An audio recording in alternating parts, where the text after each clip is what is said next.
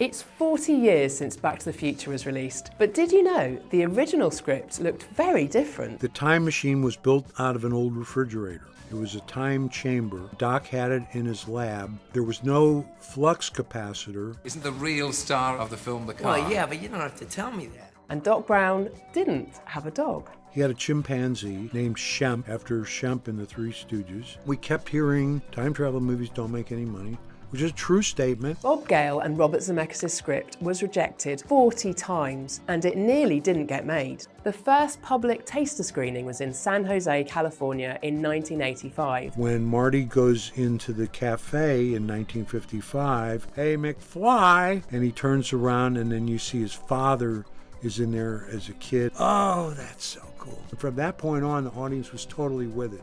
They were on their feet. They were crazy. I think the interest is just that we can't go to the future, we can't go to the past except through the movies. Back to the Future became the highest grossing film of that year and won an Oscar.